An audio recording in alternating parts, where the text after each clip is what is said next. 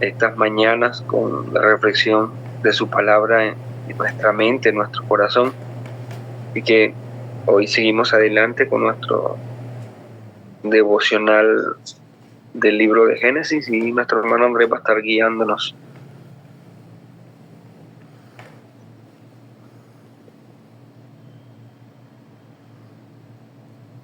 Así es, pastor y hermano, buenos días. Les propongo que demos inicio a este tiempo. Oremos, damos paso a la lectura y posteriormente a la reflexión. Bondadoso Dios y Padre nuestro, te agradecemos, Señor, el que nos concedas ver un nuevo día y con ello también la oportunidad de meditar en tu palabra y compartir este espacio con hermanos. Concédenos, Señor, la oportunidad ahora de meditar en tu palabra y ser nutridos y guiados a través de ella. En Cristo oramos. Amén. Bien, mis hermanos, siguiendo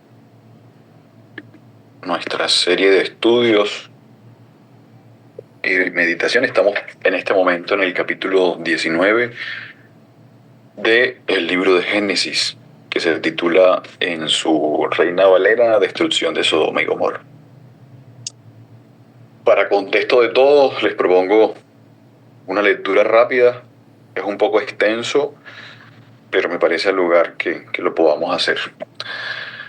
Llegaron pues los dos ángeles a Sodoma a la caída de la tarde, y Lot estaba sentado a la puerta de Sodoma.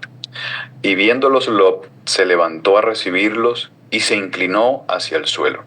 Y dijo: Ahora, mis señores, os ruego que vengáis a casa de vuestro siervo y os hospedéis, y lavaréis vuestros pies.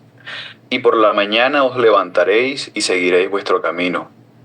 Y ellos respondieron: No, que en la calle nos quedaremos esta noche. Mas él porfió con ellos mucho, y fueron con él, y entraron en su casa, y les hizo banquete, y coció panes sin levadura, y comieron. Pero antes que se acostasen, rodearon la casa los hombres de la ciudad, los varones de Sodoma, todo el pueblo junto, desde el más joven hasta el más viejo. Y llamaron a Lot y le dijeron: ¿Dónde están los varones que vinieron a ti esta noche? Sácalos, para que los conozcamos.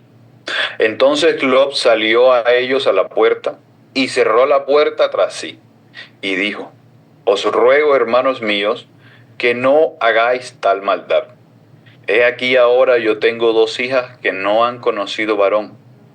Os las sacaré fuera, y haced de ellas como bien os pareciere. Solamente que a estos varones no hagáis nada, pues que vinieron a la sombra de mi tejado.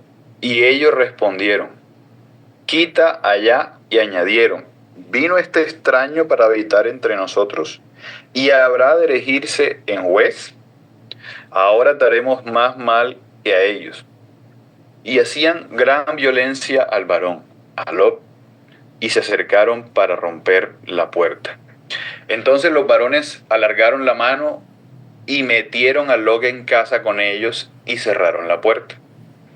Y a los hombres que estaban a la puerta de la casa hirieron con ceguera desde el menor hasta el mayor, de manera que se fatigaban buscando la puerta. Y dijeron los varones a Lot: ¿Tienes aquí alguno más? Yernos y tus hijos y tus hijas y todo lo que tienes en la ciudad, sácalo de este lugar, porque vamos a destruir este lugar, por cuanto el clamor contra ellos ha subido de punto delante de Jehová. Por tanto, Jehová nos ha enviado para destruirlo. Entonces salió Lot y habló a sus yernos, los que habían de tomar sus hijas, y les dijo: Levantaos, salid de este lugar, porque Jehová va a destruir esta ciudad. Mas pareció a sus yernos como que se burlaba. Y al rayar el alba, los ángeles daban prisa a Lot, diciendo: Levántate, toma tu mujer y tus dos hijas que se hallan aquí, para que no perezcas en el castigo de la ciudad. Y deteniéndose él, los varones asieron de su mano y de la mano de su mujer, y de las manos de sus 2 hijas, según la misericordia de Jehová para con él. Y lo sacaron y lo pusieron fuera de la ciudad. Y cuando los hubieron llevado fuera, dijeron: escapa por tu vida, no mires tras ti, ni pares en toda esta llanura. Escapa al monte, no sea que perezca. Pero Lot les dijo: no, yo os ruego, señores míos, he aquí, ahora ha hallado vuestro siervo gracia en vuestros ojos y habéis engrandecido vuestra misericordia que habéis hecho conmigo, dándome la vida. Mas yo no podré escapar al monte, no sea que me alcance el mal y muera. He aquí ahora esta ciudad está cerca para huir allá, la cual es pequeña. Dejadme escapar ahora allá. ¿No es ella pequeña? Y salvaré mi vida. Y le respondió: he aquí he recibido también tu súplica sobre esto, y no destruiré la ciudad de que has hablado. Date prisa, escápate allá, porque nada podré hacer hasta que hayas llegado allí. Por eso fue llamado el nombre de la ciudad Zoar. El sol salía sobre la tierra cuando llegó a Zoar. Entonces Jehová hizo llover sobre Sodoma y Gomorra azufre y fuego de parte de Jehová desde los cielos, y destruyó las ciudades y toda aquella llanura, con todos los moradores de aquellas ciudades y el fruto de la tierra. Entonces la mujer de Lot miró atrás, a espaldas de él, y se volvió estatua de sal. Y subió Abraham por la mañana al lugar donde había estado delante de Jehová, y miró hacia Sodoma y Gomorra, y hacia toda la tierra de aquella llanura, miró. Y aquí que el humo subía de la tierra como el humo de un horno. Así, cuando destruyó Dios las ciudades de la llanura, Dios se acordó de Abraham y envió fuera a Lot en medio de la destrucción al asolar las ciudades donde Lot estaba. Pero Lot subió de Zoar y moró en el monte, y sus 2 hijas con él, porque tuvo miedo de quedarse en Zoar, y habitó en una cueva él y sus 2 hijas. Entonces la mayor dijo a la menor: nuestro padre es viejo, y no queda varón en la tierra que entre a nosotras conforme a la costumbre de toda la tierra. Ven, demos a beber vino a nuestro padre, y durmamos con él, y conservaremos de nuestro padre descendencia. Y dieron a beber vino a su padre aquella noche, y entró la mayor, y durmió con su padre. Mas él no sintió cuando se acostó ella, ni cuando se levantó. El día siguiente dijo la mayor a la menor: he aquí, yo dormí la noche pasada con mi padre. Démosle a beber vino también esta noche, y entra y duerme con él, para que conservemos de nuestro padre descendencia. Y dieron a beber vino a su padre también aquella noche, y se levantó la menor y durmió con él. Pero él no echó de ver cuándo se acostó ella, ni cuándo se levantó. Y las 2 hijas de Lot concibieron de su padre. Y dio a luz la mayor un hijo, y llamó su nombre Moab, el cual es padre de los moabitas hasta hoy. La menor también dio a luz un hijo, y llamó su nombre Ben-Amí, el cual es padre de los amonitas hasta hoy. Bien, mis hermanos, una lectura extensa, pero que nos permite tener en perspectiva el contexto de este capítulo que nos compete el día de hoy. He titulado la reflexión Juicio y Misericordia. Y es que este capítulo es la continuación natural del capítulo anterior, donde encontramos, a partir de la reflexión y primariamente del texto, por supuesto, la intercesión reiterada de Abraham en favor de este pueblo, rogando a Dios que si quizás hallase al menos 50 justos en la ciudad, no los destruyera. Medida que se fue reduciendo con el paso de los segundos, luego bajó a 45, quizás 40, 30, 20 y finalmente 10 fue su última medida. A lo que Dios siempre respondió que de encontrarse al menos este número de justos, no destruiría la ciudad por amor a ellos. Sin embargo, este número, por más que se redujo, fue una medida imposible de cumplir. Sodoma y Gomorra eran ciudades símbolos de decadencia moral. En Génesis 13 nos dice que los hombres de Sodoma eran malos y pecadores contra Jehová en gran manera. Su pecado era flagrante y se había extendido como una plaga. La corrupción y la inmoralidad eran tan severas que Dios mismo decidió bajar y verificar la magnitud del mal. Estas ciudades habían alcanzado el punto donde el juicio divino era sencillamente inevitable. Representan estas ciudades en la historia bíblica a las sociedades que rechazan la ley de Dios y persisten decididamente en el mal. Así que, en perspectiva de lo que será nuestra reflexión, quiero que consideremos, hermanos, la respuesta de juicio de Dios ante el pecado, pero a la vez su misericordia hacia los suyos. Que podamos reflexionar sobre la seriedad con la que debemos tratar el pecado y la urgencia de vivir en obediencia. Que nos lleve a reflexionar, a contemplar el temor reverente ante Dios y una fe devota en el Dios que salva y juzga. Dicho esto, hermanos, quiero entonces que podamos entrar a nuestro primer punto, que es juicio. Ya señalaba que estaremos bajo la reflexión juicio y misericordia. Así que lo primero que estaremos viendo es juicio. Y al hablar de juicio me parece importante poder contemplar la magnitud de este juicio. Y es que no podríamos señalar algo diferente a la destrucción completa. El juicio sobre Sodoma y Gomorra no es una corrección temporal o una advertencia sencilla. Es una destrucción total e irreversible. El fuego y el azufre que llueven del cielo representan una intervención sobrenatural de Dios, mostrando con ello que este castigo viene directamente de su mano. La devastación que sufre la ciudad subraya que el pecado no solamente afecta a personas de forma individual, sino que tiene el poder devastador de consumir toda una sociedad hasta que en ninguno pueda ser contado pureza, justicia o ninguna virtud. Así que esta destrucción, deja un ejemplo visible de lo que sucede cuando una sociedad ignora la ley de Dios y vive a espaldas de su verdad.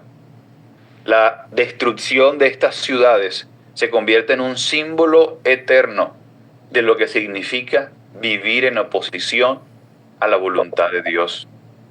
Así que su destrucción es un llamado serio para que otros no sigan el mismo camino de inmoralidad y rechazo. En el Nuevo Testamento, nuestro Señor se refiere a estas ciudades como una advertencia para las personas que rechazan el mensaje de salvación, en Mateo 10, por ejemplo. Y en Judas 1:7 nos dice, nos advierte sobre entregarse a la inmoralidad sexual y a las perversidades, resaltando que el fuego eterno es el destino de quienes eligen una vida de pecado. Así que también debemos decir que nos recuerda de forma evidente que la santidad de Dios es incompatible con el pecado y que una sociedad que desprecia la moral y vive en rebelión, Dios ha de juzgarla. Pues la santidad de Dios no solo implica separación del pecado, sino un compromiso con la justicia y la pureza. Así que debemos entonces tener en consideración el juicio de Dios, y en este particular el juicio de Sodoma y Gomorra, que también prefigura el día del juicio final, donde seguramente todos daremos cuenta. Así como estas ciudades no pudieron escapar del castigo, también llegará un día en que todo el mundo enfrentará la justicia de Dios. También podemos encontrar que Dios convirtió a Sodoma y Gomorra en cenizas como ejemplo para los que habían de venir y que habían de vivir impíamente. Este texto nos subraya que el juicio futuro no es una posibilidad lejana o simbólica, sino una realidad segura que demanda nuestra preparación espiritual y nuestra obediencia. Así que quisiera, como lo mencionaba antes, no solo que meditemos sobre el juicio, que como ya lo vimos nos invita a evaluar nuestra vida, a tomar en serio la santidad de Dios y a vivir de tal forma que agrade a nuestro Señor, sino que también podamos considerar en un segundo punto su misericordia o la misericordia evidenciada en el texto. Y aquí quizás podríamos presentarlo en diferentes manifestaciones, a lo que he llamado en primera instancia una misericordia pasiva. Y es que en el capítulo anterior, es decir, en Génesis 18, Dios revela su plan de juicio a Abraham. Le permite saber la gravedad de la situación de Sodoma y Gomorra. Y en este acto de transparencia, de cercanía con su siervo, es de por sí un acto de misericordia, pues Dios le permite con ello a Abraham la posibilidad de interceder por esta ciudad, de interceder por aquellos posibles justos que podrían encontrarse en aquel lugar. Y es que esto abre a la vez la posibilidad de una misericordia que sea activa. Y es justamente allí donde quisiera también que podamos revisar. Lo segundo es una misericordia activa. Y es que Dios no solamente escucha el clamor, la intercesión de Abraham, sino que envía sus ángeles. Dios envía a 2 ángeles de forma específica a Sodoma, no solamente para testificar de la maldad, sino con una misión de rescate activo hacia Lot y su familia.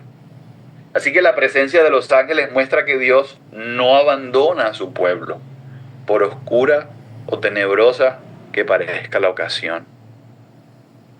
E inclusive vemos la compasión de Dios en la paciencia que los ángeles mostraron. Quienes no solamente advierten, quienes no solamente están en esa escena, sino que le toman de la mano a él, a su mujer y a sus 2 hijas, según la misericordia que Dios le ha mostrado, para arrebatarlos de ese lugar de destrucción y llevarlos a un lugar seguro.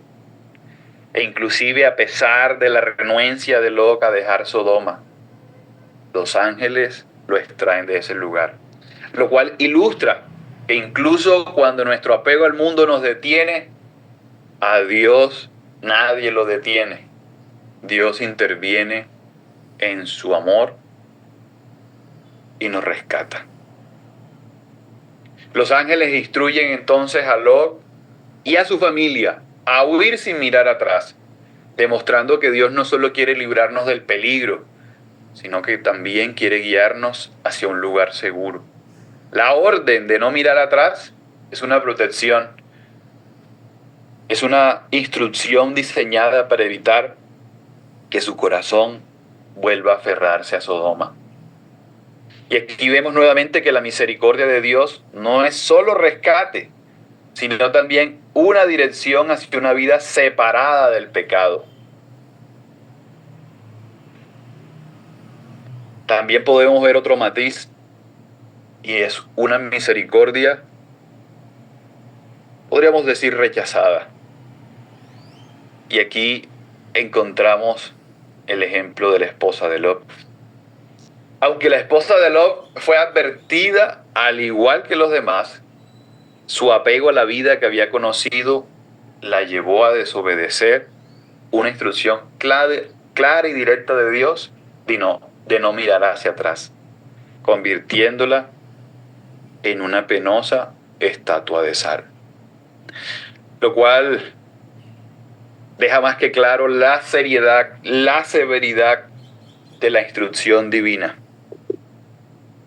Y esta tragedia se convierte a la vez en una advertencia eterna, utilizada por nuestro Señor Jesús en Lucas, que nos dice: acordaos de la mujer de Lot. Su ejemplo es un recordatorio de la importancia, es un recordatorio de la severidad de la instrucción de Dios, y a la vez de que no debemos mirar atrás, de que no debemos estar en la ruta del Señor y anhelando nuestra senda vieja de pecado. A la vez debemos hablar de una misericordia que es extensiva en compasión. Pues también es justo mencionar que en el caso de Lot había elegido vivir en Sodoma. Quizás atraído por sus comodidades y riquezas, pues eran ciudades prósperas en lo económico. Pero podemos ver que en cierta medida Lot titubeaba e intentaba negociar los términos de su vida, e inclusive muestra su debilidad moral al ofrecer a sus hijas a la multitud. Aún así, Dios lo rescata. Aún así, Dios muestra su misericordia. Pero hermanos, hay un matiz especial de misericordia. Podríamos decir que es una misericordia suprema. Y es el rescate que tenemos en Cristo. Pues la destrucción de Sodoma podríamos señalar que es una sombra también del juicio venidero. Pero así como Lot fue rescatado, Cristo nos ha sido dado como el ángel de salvación, que viene a sacarnos del fuego venidero. A diferencia de los ángeles que rescataron a Lot, Jesús intercede por nosotros y a la vez es nuestro refugio. Su misericordia nos salva de la ira venidera y nos coloca en segura protección. En Cristo, la misericordia de Dios se extiende a todos los pecadores conforme a su buena voluntad. Nos rescata de la destrucción. Y la cruz es el mayor acto de amor y misericordia divina. Así que, como reflexiones finales, hermanos, diría dos cosas. Uno, que el pasaje nos desafía a vivir en santidad y obediencia, separados de un mundo que corre hacia el pecado. La historia de Lot y su familia nos enseña que debemos obedecer a Dios sin reservas y dejar el pecado sin mirar atrás. Y también diría que la misericordia de Dios debe ser un estímulo que nos lleve a vivir vidas consagradas a nuestro Dios, a llevar vidas que sean para su gloria. Y por último, también señalaría que debemos ser imitadores de Abraham al rogar, al interceder a Dios por si Él quizás tiene misericordia de los que Él considere y tenga bien, y especialmente los que sean objeto de nuestra súplica. Así que bien, hermanos, esta es la meditación del Salmo 19, que he titulado Juicio y Misericordia. Muchas gracias, André. Muchas gracias por la reflexión, por guiarnos en el pasaje, que es una historia que creo que todos nosotros hemos escuchado, conocemos, ha sido retratada muchas veces también en películas, en cualquier tipo, digamos, de estas medios de difusiones, pero que siempre se queda corto, de verdad, la explicación como lo hacía ver, del juicio de Dios tan severo y a la vez también la misericordia al salvar. Y encontramos en Dios estas dos manifestaciones de perfección, de juicio y misericordia. Y debemos agradecer al Señor porque nosotros seamos receptores de su misericordia, sin duda. Muchas gracias, André. De acuerdo, pastor. Propongo, si le parece bien, pastor, que podamos definir los próximos expositores y finalicemos con la oración.